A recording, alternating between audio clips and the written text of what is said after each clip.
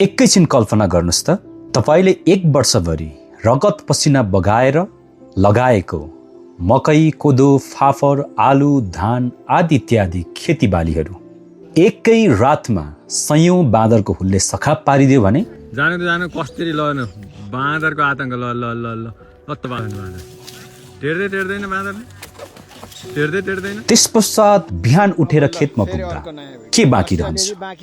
रहन्छ त केवल उजाड बारी, टुक्रिएका बोट बिरुवा र निराश किसानका आँखाहरू मात्र। बाँदरले ल अरे पनि दिन बिहान जतिखेर पनि यहाँ बाँदर आएर एउटा दुईटा अथवा बगालै आएर जाने बाँदरले खान्छ। रात बाँदरले हामीलाई चौपट बनाएको छ। किसानहरूको दुःख यो कुनै चलचित्रको दृश्य होइन, यो आजको नेपाल हो, आजको वास्तविक किसानहरूको पीडा हो, व्यथा हो। घुमघाम गर्न मन पराउनेहरूको लागि मुन्दुम पदमार्ग जस्तै बाँदर प्रेमीहरूलाई किसानको खेतबारी पनि एकपटक घुम्नै पर्ने ठाउँ हुन सक्छ, जो माइतीघर मण्डलाबाट बाँदरको पक्षमा र केही माननीयहरूले सदनमै पनि बाँदरको पक्षमा आवाज उठाउँदा उहाँहरूलाई किसानको खेतबारीमा निम्तो छ।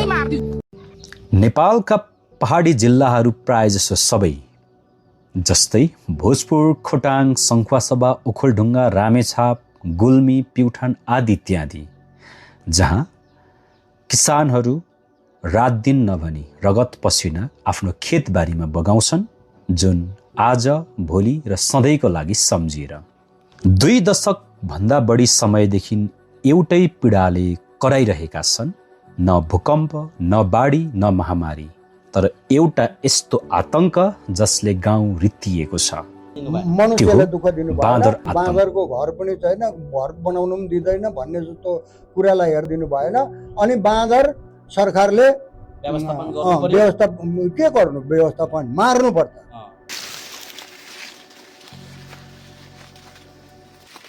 कहिल्यै राष्ट्रिय बहस नबनेको यो विषय अहिले विस्फोटक बनेको छ, किनकि लाखौं किसानहरूले पहिलो पटक खुलेर बोल्न थालेका छन्। भिडियोहरू मार्फत सामाजिक सञ्जालहरूमा उहाँहरूको भावनाहरू देखिरहेका छौँ। बाँदर अथवा विभिन्न किसिमका वन्यजन्तुहरूले पीडा दिएको भिडियोहरू, बाँदरको आतंक छ्याप्पै हामीले सोसल मिडियामा मात्रै छ। केही राखेको छ त? केही नै राखेको छैन। एक गरा मात्रै हो, पुरै गरा।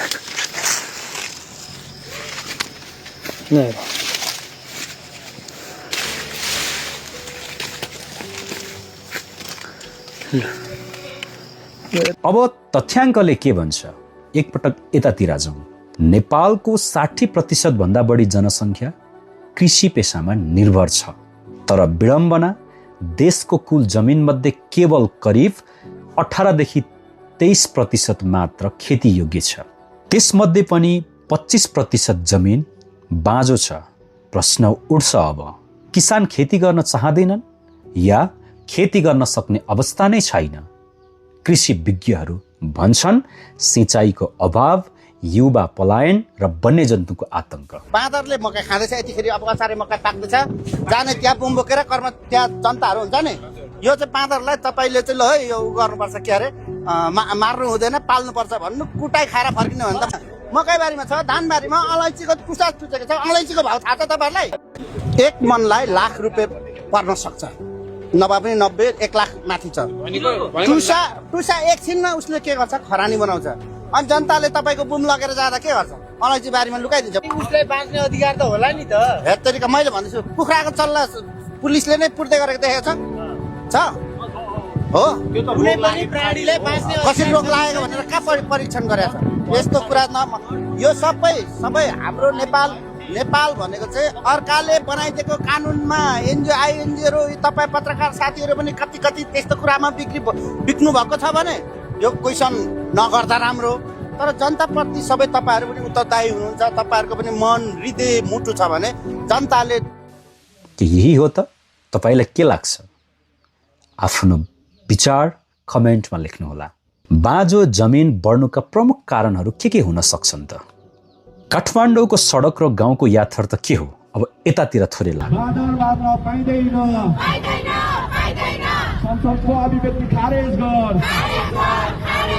काठमाडौँमा बहस चलिरहेको छ। राजधानीको बहस के हुँदैछ? बाँदर मार्न पाइँदैन, तर गाउँमा बहस अर्कै छ। हामी बाँच्ने कि बाँदर? बाँदरले त गाउँमा क्रान्ति गर्दैछ। अनि ल ढुङ्गा हान्नु सिक्यो भने के हुन्छ? मान्छेलाई बस्नु दिन्छ? बाँदरलाई त तपाईँको ढुङ्ग्रो सुङ्ग्रो ठट्टाएर भाग्दैन। 2 चोटि भाग्छ, 3 चोटि त भाग्दा थाहा पाउँछ यो त केही पनि होइन रहेछ भन्छ। आसामबाट आएर भोजपुरमा एउटा गाईले यो पनि भनौँ कि एउटा गाउँै बसै गयो भोजपुरमा। माइतीघर मण्डलामा नारा लाग्छ, सामाजिक सञ्जालमा प्रतिवाद हुन्छ, तर खेतमा पसिना बगाउने किसानको आवाज कसले सुन्छ? यदि किसानले उत्पादन गर्न छाडे भने काठमाडौँमा खाना कहाँबाट आउँछ? सुपरमार्केटका र्याकहरू कसले भरिदिन्छ? एआईले, रोबोटले कि विदेशबाट आउने आयातित अन्नले? तपाईँ हामी जुनसुकै भूगोलमा रहे पनि हामीलाई दैनिक जीवनयापन गर्नको लागि मानव समुदाय अथवा यो धरतीमा रहेका प्राणीहरूले खाने त प्रकृतिबाटै उत्पादित वस्तु हो। त्यो चिज कहिले बुझ्ने? माननीय ध्रुव राईको विवादित प्रस्ताव हामीले उठाएको प्रस्ताव पनि हामीले सुनिरहेका छौँ, जुन सदनदेखि लिएर विभिन्न अन्तर्वार्ताहरूमा हामीले सुनिरहेका छौँ। बाँदरलाई के गर्ने भन्ने विषयमा कम्तीमा छलफल हुनुपर्छ होला। कतिले यसलाई बचाउनु पर्छ, कतिले यसलाई मार्नुपर्छ, कतिले व्यवस्थापन गर्नुपर्छ। बाँदर आज जनताको महत्त्वपूर्ण शत्रु भएको छ। यसलाई कति मान्छेले होचाइरहेको भिडियोहरू आइरहेको छ। अझै मैले त बाँदरलाई मार्नुपर्छ भन्ने विषयमा के बोलेको थिएँ कुरा यो साँच्चै नै दर्दनाक भिडियोहरू आइरहेको छ। ल कति छलफल गर्नुपर्ने हो, बहस गर्नुपर्ने हो। सबै मानिसजीवहरूलाई म अनुरोध गर्न चाहन्छु, जनता रुवाएर कुनै पनि आतंक मचाउने चिजलाई पाल्न सकिन्न। जनता रुवाएर कुनै पनि देश छोड्न बाध्य बनाउनेलाई हामी पाल्न सकिन्न। तपाईँलाई लाग्छ आज तपाईँ हामीले खाएको भत्ता पनि त्यो बाँदर गोठाला गर्दै हुर्काएको आमा बाउको छोराछोरीहरूले विदेशबाट पठाइरहेको छ नि, उहाँहरूको पीडा हामीले भनिरहेका छौँ सहमुखमा। यसको विषयमा छलफल हुनुपर्छ। यदि जनताको आवाजहरूलाई कसैले पनि दबाउन चाह्यो भने म अनुरोध गर्न चाहन्छु, एकचोटि सोच्नका लागि सबै मान्छेहरूलाई अनुरोध गर्न चाहन्छु, यो आवाजहरू चान्चुने आवाज होइन। जनताको बाँदरप्रतिको आक्रोशको आवाजहरू चान्चुने आवाज होइन, भुइँ मान्छेहरूको आवाज हो जसलाई दमन गर्यो भने तपाईँप्रति भोलि आइलग्न सक्छ। हिजो कसैले कसैको घर जलायो होला, भोलि बाँदरले दुःख दिएको मान्छेहरू आएर तपाईँको घर कब्जा गर्न सक्छ। भन्नुको आशय यो होइन कि मान्छे आक्रोशित हुँदाखेरि के हुँदो रहेछ भन्ने कुराको मैले ख्याल मात्रै गराएको। यो सदनमा छलफल हुनुपर्छ, सरकारले यसलाई सिरियसली हेर्नुपर्छ। र आज जति हाँसी मजा उडाइरहेको छ, जति जनताहरूले हेपिएको छ, यो आवाजहरूलाई कदापि दमन नगर्नको लागि अनुरोध गर्न चाहन्छु। के गर्ने हो? 2-3वटा हिसाबबाट हिजोको प्र्याक्टिसहरू पनि छ। जतिखेरि जनताहरूलाई बन्दुक दिन्छ, अहिले शोकको लागि बन्दुक दिने होइन, आज शोकको लागि महँगा बन्दुकहरू पनि जनताले अथवा धेरै शौखिनहरूले ट्याक्स तिरेर बोकेको हामी भेट्छौँ, ट्याक्स तिरेर राखेको हामी भेट्छौँ। कुन मन्त्रालय अन्तर्गत हो? जनतालाई बन्दुक दिनुपर्ने हो कि हामी छलफल गरौँ। तर बाँदर मार्नै पर्छ, जनताले मारोस्, सरकारले मार्नु परेन। एनिमल्स प्रेमीहरू नहेर्नु, भिडियोहरू आयो भने पनि त्यो चाहिँ बन्द गरिदिनु। जनताले दुःख पाउँछन्, तर के अरे लुकाएर जनताले बजाओस् भन्ने भनेर चाहिँ। यही मौन पीडाको बीचमा एक सांसदले प्रश्न उठाएका छन्, जुन प्रश्न लाखौं लाख किसानले यति बेला समर्थन गरिरहेका छन्। उनको भनाइ थियो, व्यवस्थापन सम्भव छ भने व्यवस्थापन गरौँ, नत्र अन्तिम विकल्प मार्नु पनि हुन सक्छ। यो अभिव्यक्तिले देशलाई 2 भागमा विभाजन गरेको छ। उहाँको पक्ष र विपक्षमा विचारहरू मन्थन हुन थालेका छन्। सामाजिक सञ्जालहरूमा पक्ष विपक्षको आवाजहरू घन्किन थालेका छन्। किसान बचाउन कठोर निर्णय आवश्यक छ, एक पक्षले भन्छन् भने अर्को पक्षले भन्छन् जनावरको जीवन पनि उत्तिकै महत्त्वपूर्ण छ। बाँदरले एक दिन मेरै घर घोपा क्याम्पमा प्रेसर कुकर लाँदै रहेछ, लैजायो भने। अब प्रश्न उठ्न सक्छ, वास्तविक चीज के हो? तर यहाँ वास्तविक प्रश्न अझै अनुत्तरित छ। व्यवस्थापनको विकल्प के हो त? अब हामीले पशु अधिकार कर्मीहरूले नेपालको ऐन कानुनले जे भनेका छन् त्यो एक पक्षीय कुरा भयो, र अर्को पक्षीय कुरा वास्तविक पीडित जो रात दिन आँसु रगत पसिना 10 नङ र खियाएर आज भोलि र सधैँको लागि कृषिमा निर्भर छन्, तिनीहरूको पीडा, यो दुई चिजको सवाल उठिसके पश्चात अब व्यवस्थापनको विकल्प के हुन सक्छ?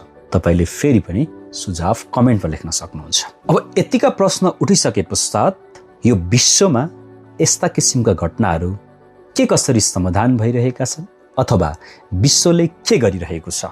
यो बहस नेपालमा मात्र छैन, विश्वका धेरै विकसित राष्ट्रहरूले हात्ती, हरिण, जङ्गली सुँगुर, खङ्गारू र अन्य वन्यजन्तुको संख्या अत्याधिक बढ्दा वैज्ञानिक व्यवस्थापन गरेका उदाहरणहरू पनि हामीले हेर्न सक्छौँ। के कसरी व्यवस्थापन भइरहेको छ? नयाँ चिज, अप्ठ्यारो चिज र उदाहरण लिनुपर्ने र अनुसरण गर्नुपर्ने चिजहरू हामीले विभिन्न राष्ट्रहरूको पनि उदाहरण लिन सक्छौँ। कहीँ स्थानान्तरण, कहीँ बाँझोपन नियन्त्रण, नियन्त्रणात्मक शिकार पनि गरेका हुन सक्छन्। विभिन्न देशहरूले राष्ट्रिय जनावरलाई पनि अत्याधिक संख्या बढेर प्रकृति र मानव समाजलाई हानि गर्दा त्यसको व्यवस्थापनको उपायहरू पनि हामीले विभिन्न अध्ययनहरूमा ती चिजहरू गरेको पाउँछौँ। अब एउटै उद्देश्य, मानव र प्रकृति बीच सन्तुलन। मानव र प्रकृति बीचको सन्तुलन मिलाएर हामीले यसका नियन्त्रणको उपायहरू अवलम्बन गर्न सक्छौँ होला नि त। यो तर्फ अब सम्बन्धित निकायको ध्यान जान जरुरी देखिन्छ। प्रश्न फेरि उही, नेपालले कुन बाटो रोज्ने? अब लागौँ अस्थली सङ्कट बाँदरकी नीति। अहिले यो बहस नेपालको सन्दर्भमा र इन्टरनेसनल रूपमा पनि बाँदरको विषयले एउटा चुली चुमेको छ। अब असली सङ्कट बाँदरकी नीति सायद समस्या केवल बाँदर होइन, समस्या हो वर्षौंदेखि समाधान नखोजिएको नीति। जनताहरूद्वारा निर्वाचित जनप्रतिनिधिले भएका राम्रोलाई समर्थन र सुधार गर्नुपर्ने पक्षहरूलाई संशोधन र समस्याको समाधानको बाटो खोज्न जरुरी हो जस्तो लाग्छ। यसमा ध्यान दिन जरुरी छ। यदि सरकारले वैज्ञानिक अध्ययन, आधुनिक प्रविधि, कृषि सुरक्षा र वन्यजन्तु व्यवस्थापनमा समयमै ध्यान दिएको भए सायद यो किसिमको बाँदर व्यवस्थापन लगायत नीतिहरू बनाउने कुरामा यतिका बहस उठ्दैन थियो होला। सायद आज यो बहस नै आवश्यक हुने थिएन। बाँदरको पक्ष लिनेहरू छन्, किसानको पक्ष लिनेहरू छन्, तर देशलाई चाहिएको पक्ष कुन हो? गाउँमा गएर बसेर देखाओस् त, हिम्मत छ। बर्दियाको राष्ट्रिय निकुञ्जको छेउमा एउटा छाप्रोमा गएर एक हप्ता बसेर आओस् त। उसको छोराछोरीलाई बाघले खायो भने बल्ल थाहा पाउँछ कि बाघ मार्न हुन्छ कि हुन्न भनेर। काठमाडौँमा बसेको छ, विदेश घुमेको छ, त्यहाँ गएर दिनभरि जनावरको वकालतको कुरा गर्छ, रातभरि रेस्टुरेन्टमा गएर मासु खान्छ। त्यसले चाहिँ ठुला आदर्शका कुरा गरेको छ। त्यसै हामी यसमा प्रष्ट छौँ। बाँदर, बँदेल, दुम्सी लगायतका चिजहरू ठिक छ, नमार्ने बेच्ने जिम्मा लिन पर्यो नि। होइन भने फेकोफोनले हामीले जिम्मा लिन्छौँ। सरकारले भन्न पर्यो, अब सरकारले सेना र पुलिसलाई बाँदर मार्ने जिम्मा दिनु पर्यो। दुईतर्फी सवाल सडकमा र सदनमा चलिरहेको छ। हामीले प्रत्यक्ष रूपमा श्रव्य र दृश्य सामग्रीहरू मार्फत देखिरहेका छौँ। कोही भन्छन् बाँदर व्यवस्थापनको पक्षमा आवाज बुलन्द गर्ने सांसद साँच्चीकै किसानको पक्षमा छन्। एकतर्फी आवाज आउँछ भने अर्कोतर्फ विभिन्न एनजिओ, आइएनजिओ को नामबाट सञ्चालित ती त्यस्ता सङ्घ संस्थाहरूले बाँदर व्यवस्थापन गर्नुपर्छ, बाँदर मार्नुपर्छ भन्ने सांसद मुर्दाबाद भन्ने आवाजहरू पनि आइरहेको छ। अब यो दुई पक्ष आवाज आइराख्दाखेरि बाँदरको पक्ष र किसानको पक्षका यी आवाजहरू उठिसके पश्चात अब देशलाई चाहिएको पक्ष कुन हो भन्नेतर्फ अब यो बहस मोडिनुपर्छ भन्ने लाग्छ।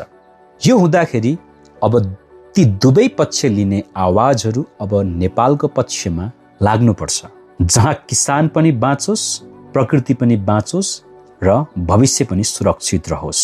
हामी यही अपेक्षा गर्न सक्छौँ। कि तपाईँले के लाग्छ? तपाईँको सुझाव लेख्नुहोला। आज प्रश्न बाँदरको मात्र होइन, यो प्रश्न नेपालको खाद्य सुरक्षाको हो। यो प्रश्न गाउँ बचाउने कि रित्ताउने भन्ने पक्ष हो। यो प्रश्न किसानको सम्मानको हो। अन्तिम निर्णय तपाईको। नेपालको खाद्य सुरक्षा हामी कति आत्मनिर्भर छौँ, कति परनिर्भर छौँ। गाउँ बचाउनको लागि अधिकांश भूभाग कृषि र कृषि प्रधान देश भनिएको हाम्रो देशमा आज, भोलि र सधैँको लागि त्यहाँ बाँच्नको लागि, बचाउनको लागि र भविष्य बनाउनको लागि भनेर अहिले पनि कृषिमा आबद्ध धेरै नेपाली दाजुभाइहरू हुनुहुन्छ र विश्वका अधिकांश राष्ट्रहरूमा जे जति प्रतिशत भूभागमा, जे जति प्रतिशत नागरिकले कृषि क्षेत्रमा रहे पनि त्यहाँ कृषिको क्षेत्रमा र किसानको पक्षमा सरकार जीवित छ। तर हाम्रो जस्तो मुलुकमा, जो हामीले कृषि प्रधान देश भनेर हाम्रो देशलाई चिन्छौँ, यो देशमा वास्तविक किसानको पक्षमा, समस्याको समाधानको पाटोमा, नीति नियमको पक्षमा अब सरकार कुन दिशातर्फ लाग्छ? यतिका बहस उठिसके पश्चात समाधानका उपायहरू पक्कै पनि उठ्ने नै छन्। तर तपाईँ हामी अब यसको अन्तिम निर्णायक पनि बन्न सक्छौँ। त्यो अन्तिम निर्णय तपाईको पनि हुन सक्छ, सरकारको पनि हो। नेपालले किसान बचाउनु पर्छ, बाँदर बचाउनु पर्छ या दुवै बचाउने वैज्ञानिक समाधान खोज्नु पर्छ? कमेन्टमा फेरि पनि तपाईको विचार लेख्नु होला। बाँदर र किसानको पक्षमा आवाज उठ्दै गर्दा समाधानका उपायहरू बेलैमा खोजिएन भने अब रित्तिएका बस्तीहरू झनै रित्तिने र त्यस्ता किसिमका वास्तविक किसानहरूले अब गर्दै गरेका ती आफ्नो कृषि पेसा छोडेर हामी परनिर्भरतर्फ, बाँदरकै कारणले, बँदेलकै कारणले, यी यस्ता वन्यजन्तुहरूको कारणले गर्दा हुँदा खाँदाको आफ्नो कृषि पेसा छोडेर वैदेशिक रोजगारमा जानुपर्ने, पीडाहरूबाट आफू बच्न नसकेर सहरी क्षेत्रतिर लाग्नुपर्ने र अत्याधिक मात्रामा जनघनत्वपछि प्रदूषणको कुरा, व्यवस्थापन असहजताको कुराहरू हामीले देखिरहेका छौँ।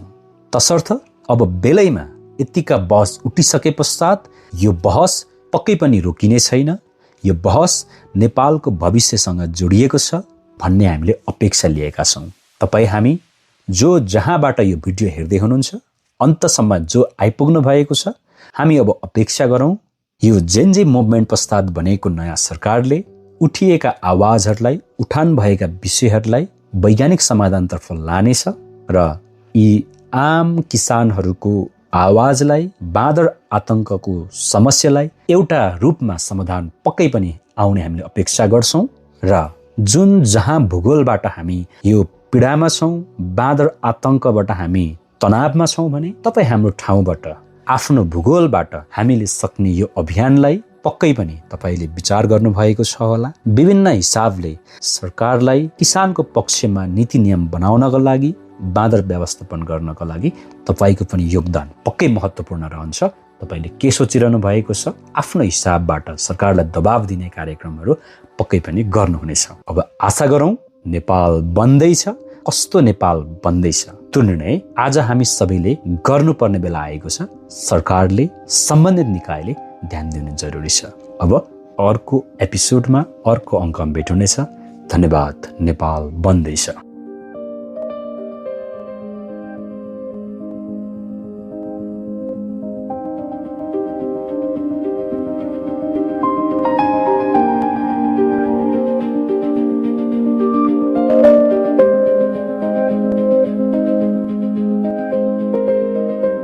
नेपाल बन्दैछ।